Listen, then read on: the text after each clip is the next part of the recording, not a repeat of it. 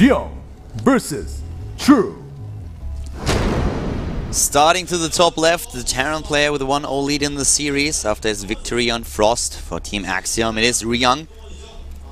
Playing it really safe on the last map. A very efficient style here with his Marines. Playing a great game, and starting to the bottom right, we have his opponent, the Zerg player, whose map choice we have here. This is still Ryung, by the way. This is not the Zerg. No. Nope. The Zerg player will probably appear on screen in just a moment. Ryung played so well that the camera guy thought, you know what, I'm going to show him twice. Yeah, he did. And apparently he was not really impressed by True's performance, because he decides that we don't really need to see True. So somebody pressed the wrong button. Yeah, somebody pressed the wrong button, which results in us not getting that beautiful shot of True. I can guarantee you guys he's very handsome, he looks fine, and he was a little bit stressed, and we saw that camera shot earlier, but as it is, totally different opening for Ryung. He's going to go for the Reaper this time, and this drone is just shut down. That's all there is to say. The SCV is like, oh, excuse me, this is a no drone zone. It's the NDZ, and he's got to get out of here. Actually, one more shot would do it, but he gets away. Yeah, gets away there. So the drone finally on the way back, and the hatch first, of course, once again for True here. Ooh, a dance with death. Getting a little bit too cozy with that SCV. Here comes the spawning pool right now, and let's see how Ryung is going to play this. Are we going to see mech on this map? Could definitely see that. The one thing that you can definitely say in favor of mech here is that it's a little bit easier to turtle on that second base. And then also spread your units and siege tanks out towards the third base to secure that. Hellions can be used to harass the Zerg player at his natural, since it's all so wide open and there's no way for the Zerg to really wall.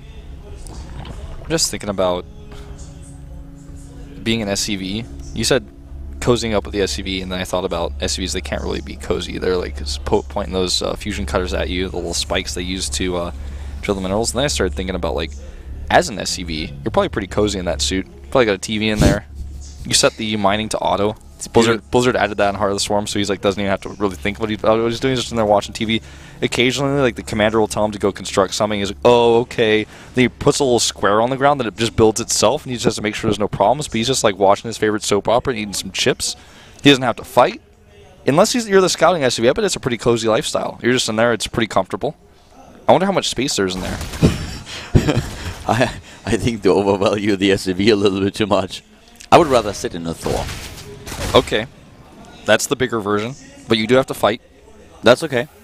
I'm basically, like, if I have 3-3 as with upgraded by an upgraded mech army, I can kind of kill everything. Well, I will one-up you here and say, instead of being a Thor, I would be the Odin.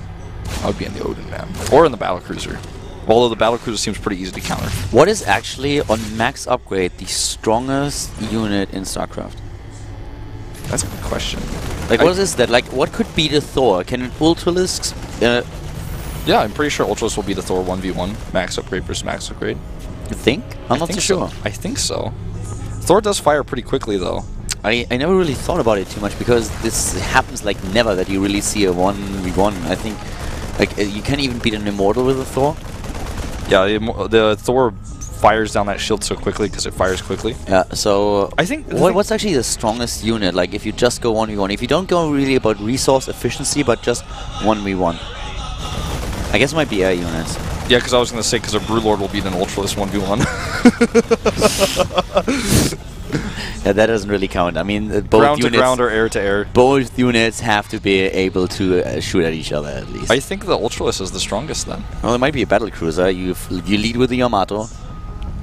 Well, actually, yeah, Battlecruiser will beat all air units, unless kind of Tempest kite a Battlecruiser to death. I've also Thor, like... Oh, wait, well, this is a huge commitment to Zerlings, by the way. We should talk about this, but if they're going to run right into flames. Yeah, that's not going to work. That happens when you actually... This is what happened to earlier to Dream. He did not properly block at the top of the ramp. In this case, Ryung actually does it, and there's no problem for him at all. He has those Hellions in And he's position. going quadruple Hellions, by the way, Keller. He's going double reactor Hellions. I told you that is exactly the same thing that we saw earlier this week already. It's just a great build for the map. That natural is just so wide open for a Zerg, and if you have this many Hellions against you and you don't have Roaches ready, then how are you going to defend against this? A couple of Queens? The Terran player is going to laugh in your face. Well, he needs a wall.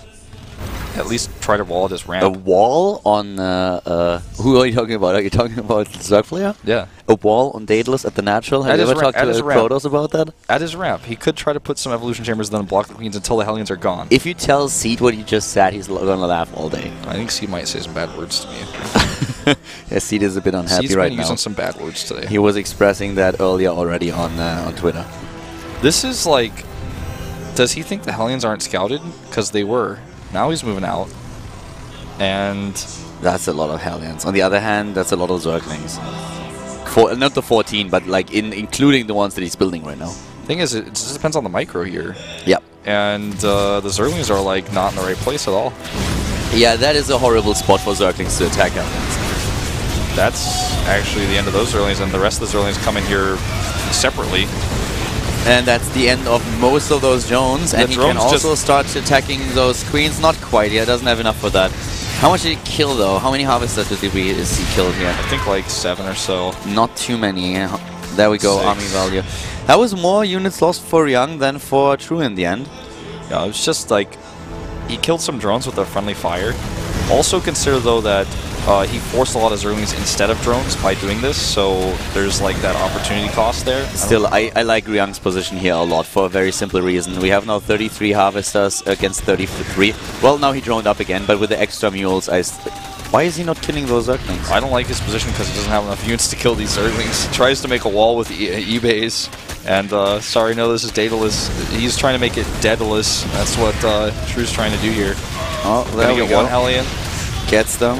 There's more and more links coming across the map by True. This is, I mean, this is a little I don't like his position. You do, but just teasing you there. Of when course, things change. Things changed when I since you said said that. He had a lot less harvesters. He had 20 less harvesters when I said that. Things changed a lot when you said that. Yeah.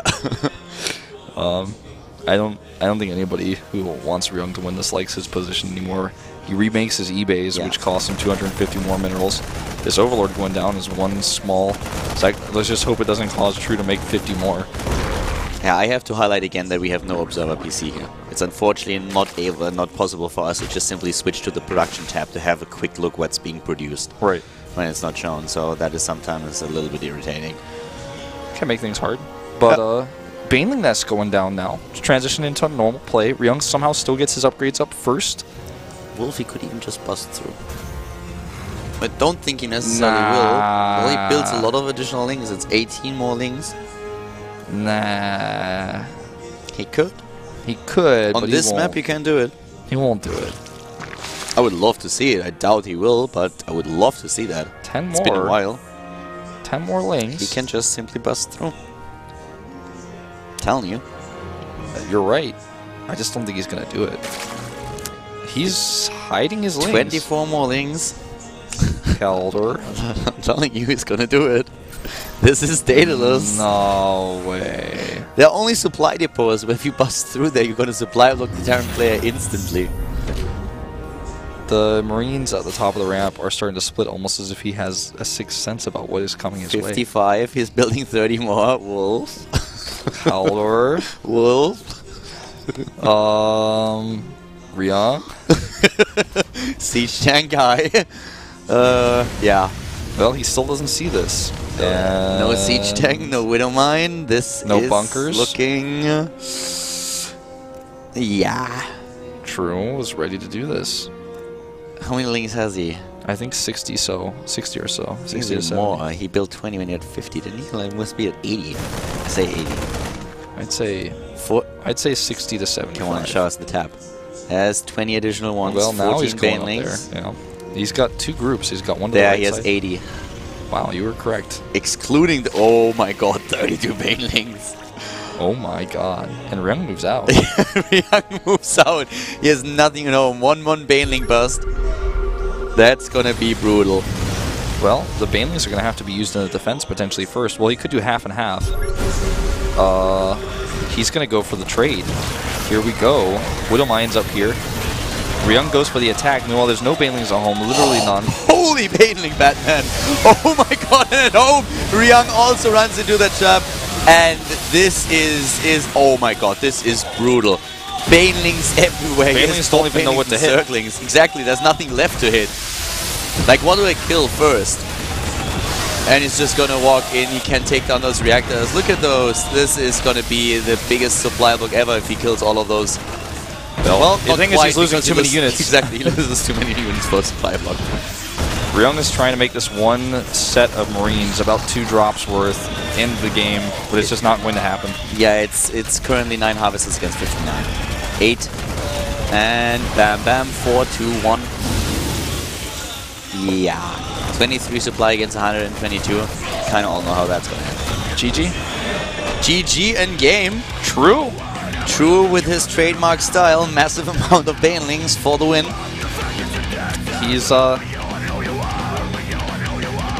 He's tied us up, man, and Ryung now one game away from losing the possibility of 2 Terran players joining the 3 that are in Code S. True might go into that winner's match if he wins the next map, but it is Ryung's choice. We didn't see Mac from Ryung yet. If he chooses Yongsu, then I want to see Mac. I think he's going to do both Yonsu and Mac. Yonsu and Mac sounds good to me. True looks like he's about to cry, man. In fact, I thought when I saw him earlier, I actually thought he was crying when he lost the first game. He looks stressed out for sure. The only one who makes that many Zerglings and Banelings in the game has shown some stress. Alright, Yunsu. Yes. When I see Yunsu, all I see is yes. You see a big M. It's my favorite map in the pool, for sure. Why is that? Because of the mech? Well, the mech makes it really fun, but I just think it's the fairest, most balanced map. And it's a 2-player map. I like 2-player maps more than 4-player ones because the scouting chance factor is not really something I'm big on. I really like the 2-player maps much more for that. Even if it's a big map that's 2-player, I like that more than a 4-player, 4-spawning location map. Well, it is the last map in this series now, so let's see who's going to advance to the winner's match. Going to meet Hydra there. It's either going to be our Terran player Ryung or it's going to be True. We might see that mirror match, which would also mean that we don't see 2 Terran players advance today. Let's jumping into the game here, the GSL Code S.